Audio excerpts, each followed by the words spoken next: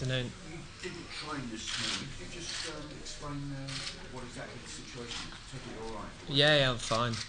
Just picked up a slight knock at the weekend, and it's a lot of the lads are on second day recovery anyway, so I'm absolutely fine. 4 Southampton players in the squad. What does that feel like?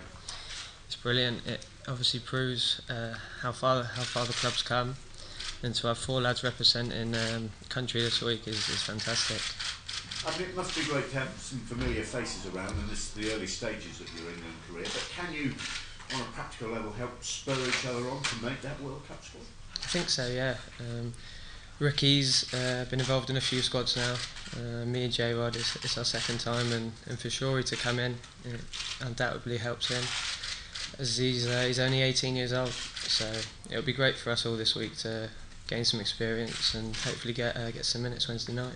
Luke's inclusion is the one that made the headlines because of his age. I mean, tell us a little about him. Are you clearly not surprised that he's been called up? No, not surprised at all. He's been absolutely outstanding for us all season.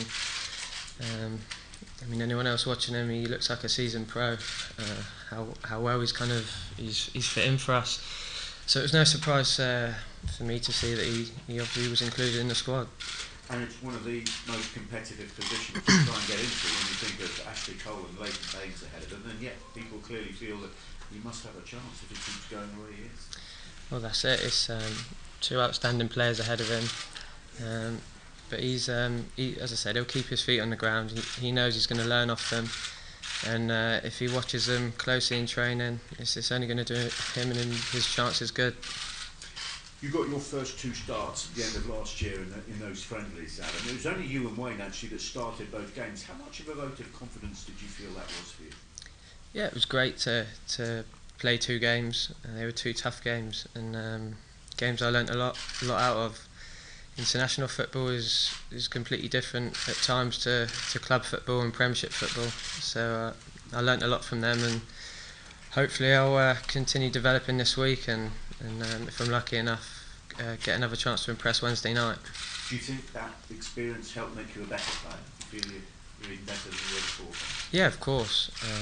Training and playing with the best players in England, if not England, the world, is only going to help me develop, and no, it's something I absolutely loved, and hopefully I can get another chance. I think it's 100 days to the start of the World Cup tomorrow. How much of a talking point, if any, is it amongst the players at this stage? Not much has been said really. I think everyone knows that it's an important stage of the season at their clubs. Obviously, form-wise, as Champions League games, people are fighting for their relegation status, and some to get into the Champions League, get into Europe. So we'll take the next couple of days in our stride, and hopefully have a good result and good game Wednesday night, and then back to our clubs, and everyone will be focused on just trying to stay fit, trying to stay fresh, and keeping their form good. I wonder if we could just get you to talk about one of your Southampton colleague, Joe Rodriguez, who made his debut before Christmas. He seems to have really come back into a rich vein of form in recent weeks. Yeah, Joe has been outstanding for us all season. I think he's got 11 or 12 goals. He's a fantastic player to play alongside, possesses power, pace, clinical finish. He can play in a number of positions, which I'm sure has helped him get his England recognition. So I was delighted to see him in the squad again, as well as Luke and Ricky and myself. When Ricky got into that squad and scored in his first 2 games, did it make everybody at the club feel, you know what, we could do that as well, perhaps, seeing one of your colleagues get there? I think so. I think seeing Ricky being involved gave everyone that extra 10% of belief, maybe. And we've had a good season at Southampton, and we've been performing quite well on a consistent basis. And we've all just helped each other really. We've not got a massive squad, so we kind of rely on maybe 15, 16 players, and I feel we've had a good season. We're still looking to improve, and hopefully we can climb up the table a couple more places before it's finished. Could be the season of your life, couldn't it, for club and country? Yeah, well, I say it's early days at the minute. but we'll just take it game by game, and moment by moment, and we'll see what happens at the end of the season. Adam, in the squad, is there a feeling that the players are maybe battling with each other for these 23 places for Brazil? Not really. I mean, everyone will be concentrating on, as I said earlier, their own form.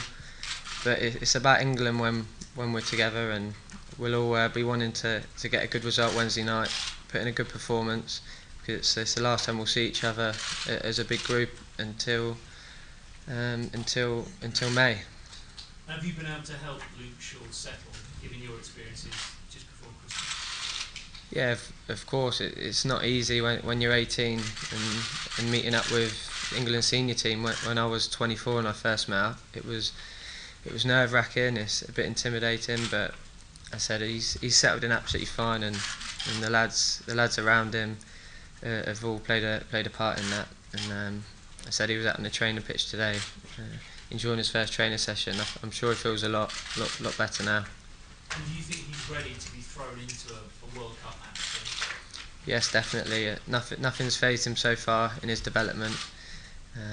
He's played 25-30 odd games this season as an 18-year-old in the Premiership, and he's come up against some of the best wingers in the world, and he's proven that he's worthy enough to definitely be with us here at England. There's a lot of young players in the squad now. Is there a sense that perhaps there is a chance here for you youngsters, you new arrivals in the squad, to maybe push the old guard out of that squad for the World Cup?